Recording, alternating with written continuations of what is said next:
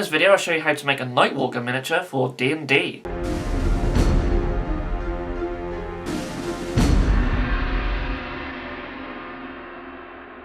Hello Bitzbox, this is Craig from Bitzbox.co.uk, and in this video I'm going to show you how I make a Nightwalker miniature for use in D&D out of a £2 action figure. So this is very sort of different to my normal conversions where I'll just pretty much use bits from the GW range of miniatures. But I'm going to use some of them, but mainly focusing around a action figure miniature, and I'm quite happy with the end result, so hopefully you guys will like it too and enjoy this video. Before I begin, as always, just if you are new to this channel and you like all sort of things miniature gaming and role playing, then please do feel free to subscribe to the channel. We have all kinds of videos in the miniature wargaming and role playing related niche, so yeah. And as always, before we begin, just a huge shout out to our patrons. Thank you so much for supporting the channel, and if you want to see what our Patreon is all about, then there is a link down below. So yeah, I'm going to get straight into it. Okay, so ignore the messy desk. I have to sort of zoom out a little bit. Make sure I get all this guy in shot, okay? So yeah, this is a Marvel Ant-Man figure. A 4-inch action figure that I got off eBay. Relatively cheap actually, about £2 I think I paid for him. I think I paid more. I paid about £3 for shipping, so about £5 in total. Quality's terrible. I was playing around with it earlier and the leg did come off quite easy, but none of that really matters for this conversion. And what I like about him is he's tall and slender. He's got the pecs and the abs, which will work well for this miniature. A lot of sort of leg muscle going on there and arms as well. Obviously with joints and things like that we'll have to play around with and look at, but yeah, I've got an idea of what to do with him. And I think size wise 4 inches is about right for this. I think 6 may be too big, but you know, you can try it out yourself. I'm thinking I will put him on a base as well. We'll have like a 50mm base, but we'll worry all about that later on. I have like a miniature just for comparison. I have some of these Carnivale miniatures actually. So this is like your sort of standard 28mm character, which is what most sort of D&D characters would be. So you can see sort of size wise, you could get away with a bit taller, but this works really well as well. So yeah, good find. I'm happy with the purchase, and hopefully my ideas for converting him will work. So if you're familiar with these Nightwalkers,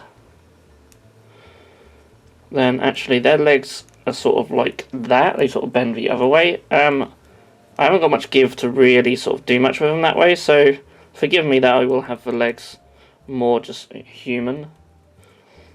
While we're looking at his thingy, like, he can sort of that's a really weird moving part, so he can do that. His legs can sort of twist away from the thigh, which is very bizarre. My plan is to sort of use super glue to get a lot of these put in place, and then we'll use like green stuff or milliput to try and sort out some gaps, give him like proper knees and stuff. But first, I want to remove some pieces. So the hands and the feet especially, they might even just pull out. If I can get away with pulling the hands out rather than chopping them off. Yeah, there we go, look. You may need to use clippers to chop yours off if you've got a better quality action figure than me. I want to remove the head as well. That also comes off. And the feet, I reckon, are going to come off as well. So, a lot more difficult. They might have to be chopped. They spin all the way around, weirdly. Well, we know how weird sort of action figures are. But yeah, I might have to get my clippers in and just try and chop these off. They actually chop really easy, actually. Really soft plastic. So again, the cheapness of the action figure will be really handy in this for this conversion. So yeah, we now have this poor decapitated action figure with no hands and feet, and what you're left with is quite disturbing. But we don't need any of that, so that can all go. So, what do we need? Well, I'm thinking of using some bits from the Tyrannid range from GW. Especially these claws. These are Ravenous Rendon claws. A lot of these sets have Rendon claws for Tyranid Warriors. I think even the Gaunts. Some of the larger stuff do as well, but depending on the size of your figure, it'll be sort of dependent on what set you want your claws from. Now, of course, I have the advantage where I can eyeball all this up. I have access to the bits from our range. So, and even looking at these hands, they do look a little bit on the small side, but he is a sort of slender figure, so I think I might get away with it. I'm not sure if I actually have any bigger ones than this anyway. But yeah, I'm just simply just going to chop them off from their arms. And then get them glued on his arms. And I've also got these hooved feet from the, I think they're from the Hive Guard. They're not the greatest, but they're the only ones I've got, so I'm thinking of just sort of chopping them down. I actually quite like this bit that goes over the foot, so I might actually keep that. Sort of chop them down from here. Now they're at a bit of a weird angle, so attaching them is going to be interesting, but I think we'll probably take a little bit of the leg off. We could even take them down to there. Still give them back roughly the same height. So where it's blue on this leg, we'll probably chop that off. Now, as I said, these are at a weird angle, so you can sort of see they sort of go inwards slightly. So I've got to try and make that work. Well, we shall see. So let's get the other one chopped off.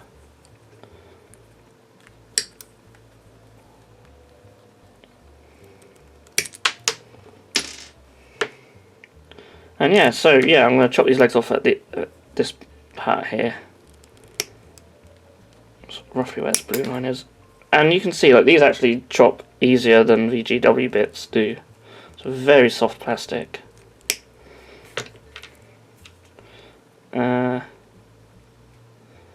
Might work. They're a little bit thicker than these, but I reckon if I file them down enough, I think it might work. Need to get the legs in some sort of position. So yeah, that's what I'm going to do. I'm going to get all this glued up, and we'll see what we're left with.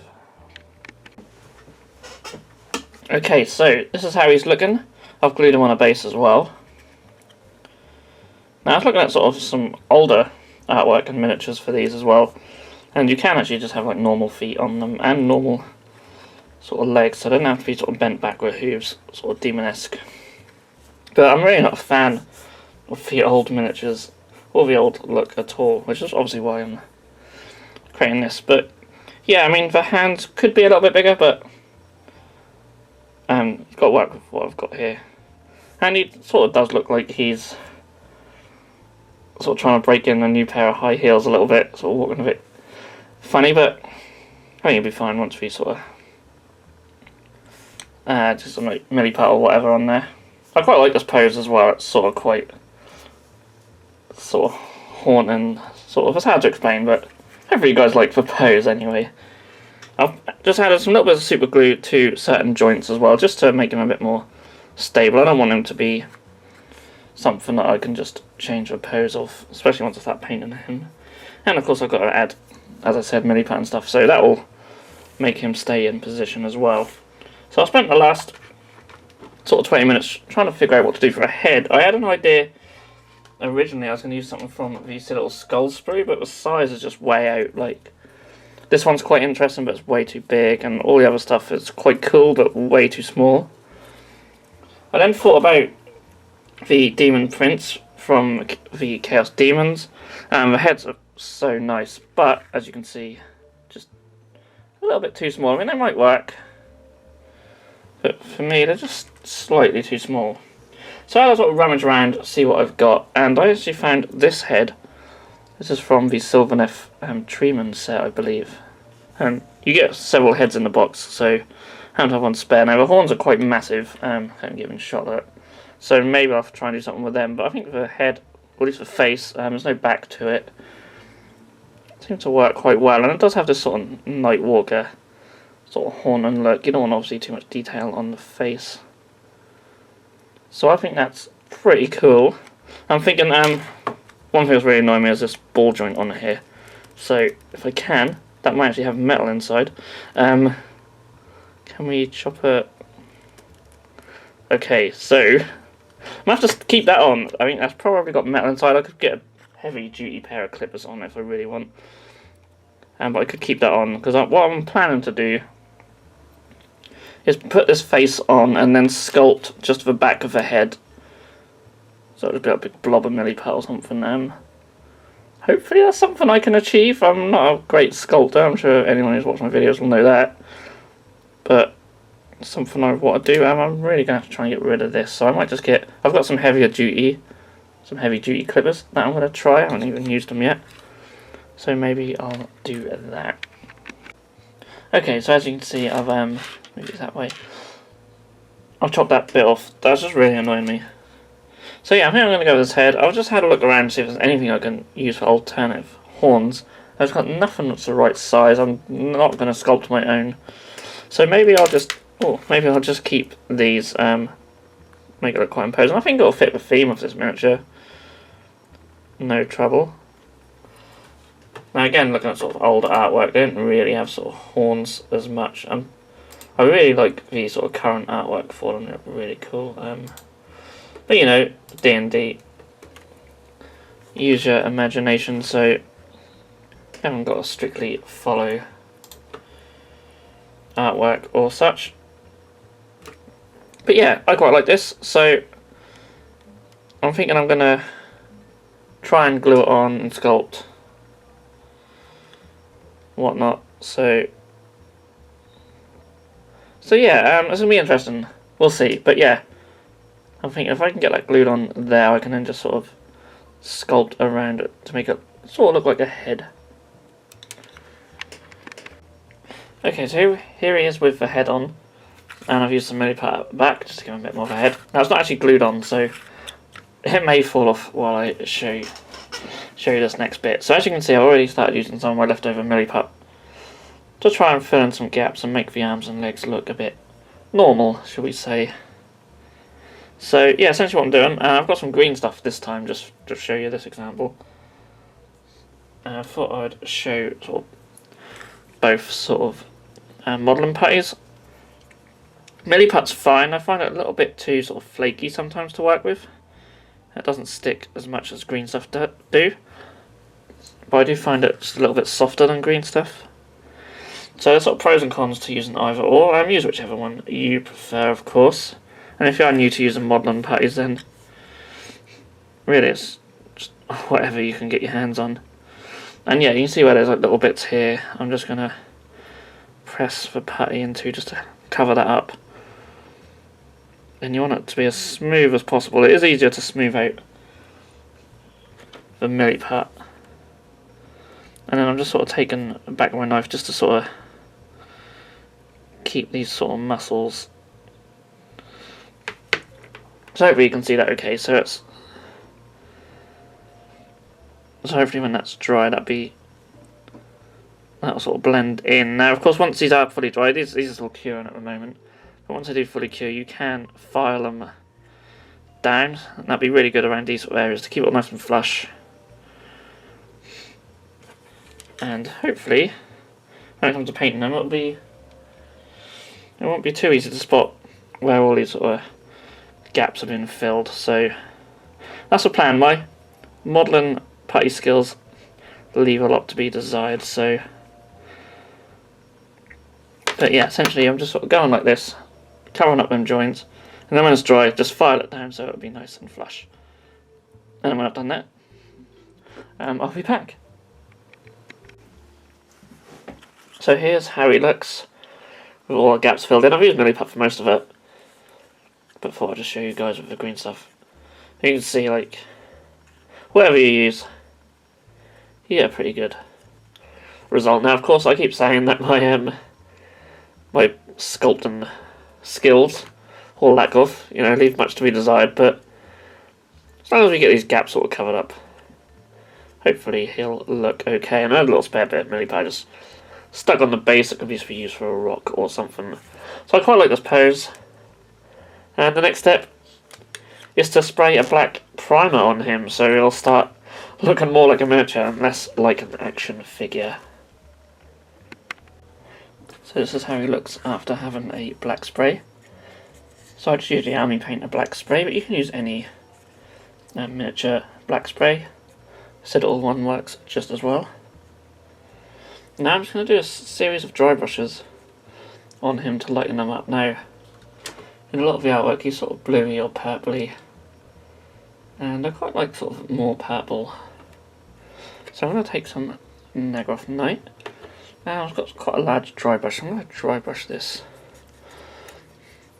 all over him and just gradually build it up. So this will leave the black in all the recesses,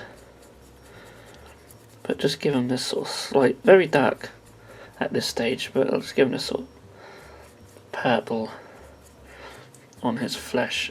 I don't know how easy it is to see on camera, but as we go up through the different layers, you'll soon start to see the colours really build up. So next up, I'm going to do the same thing, but this time with Xeris purple, so it's a slightly lighter purple. And then again, just going over the entire thing, being a little bit lighter this time with the dry brush. Now of course you could use dark blues and then work up to lighter blues if you want a more sort of blue look, how this is more traditionally painted. I quite like the purple, it sort of works just as well with this theme.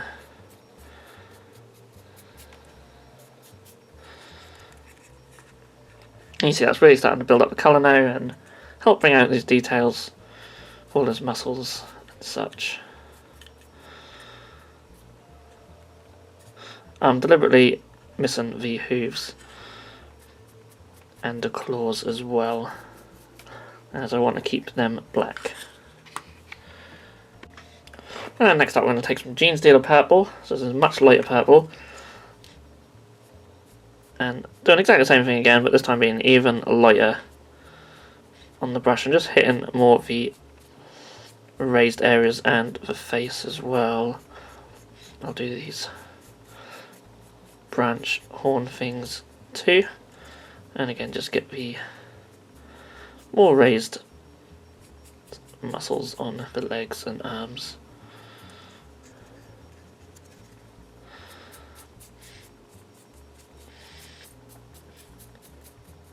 Like so. Now I was thinking about going even lighter, but I'm quite liking how this is looking here. I think going lighter might be too much because, again, you know, it's a Nightwalker. We want them to be sort of fairly dark. Now, there are some little areas where it's a bit hard to get with such a large dry brush like this, so I'll probably come back in with a smaller one just to make sure I get all the areas. But essentially, this is how the miniature looks, and you could paint his eyes and such, which I might do. Yeah, I think I'll do that. Thinking maybe a nice green or something. So I'm going to take Moot Green from Citadel, and a much smaller brush this time, and just very carefully paint the eyes. Now if you're new to miniature painting and you find this a bit tricky, you can just leave the eyes how they are.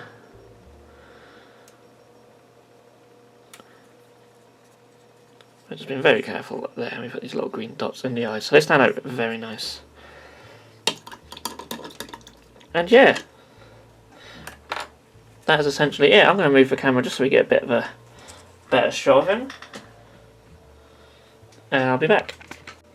Okay, so here he is, the Nightwalker for D&D.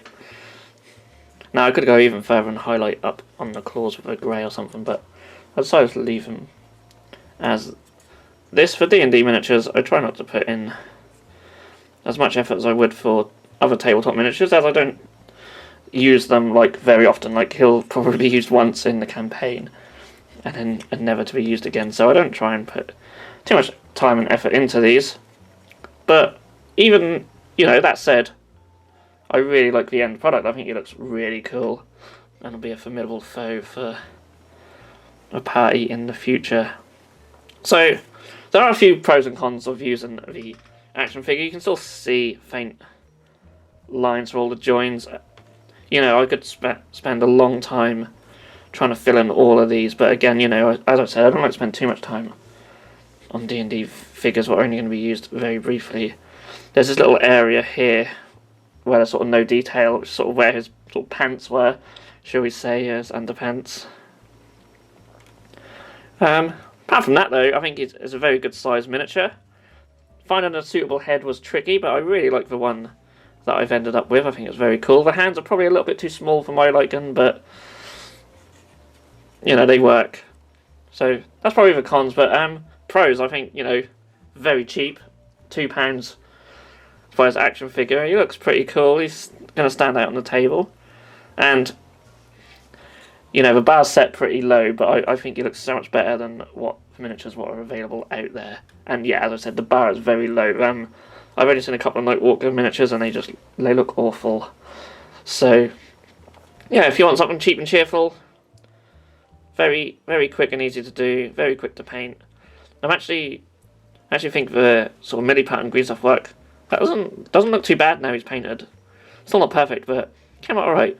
And you know, I will paint up a base in the future. I don't normally paint up D&D bases because obviously you don't know what setting you're going to be using them in, but for this one I'll probably do something on his base, just like some sand and stuff and some stones. But yeah, that is a Nightwalker, very easy and cheap conversion to do. So if you're looking to have one in your games, then hopefully this gives you some inspiration. So if you have enjoyed this video, then please do feel free to give it a thumbs up, subscribe to our channel if you haven't done so already. I do a few D&D conversions, and we have a campaign going, and we do all sorts of other miniature related stuff, so paint tutorials and conversion videos, such and such. So yeah, I'm going to stop babbling on now, and all that's left to say is thank you so much for watching, and I will see you all again in the next video. If you enjoyed this video, then please feel free to subscribe to our channel if you haven't done so already. You can also click that bell icon to be notified when a new video has gone live on this channel. On the screen now are 2 more videos that you may wish to check out, and a link to our Patreon page also. Thank you so much for watching, and we'll see you again soon.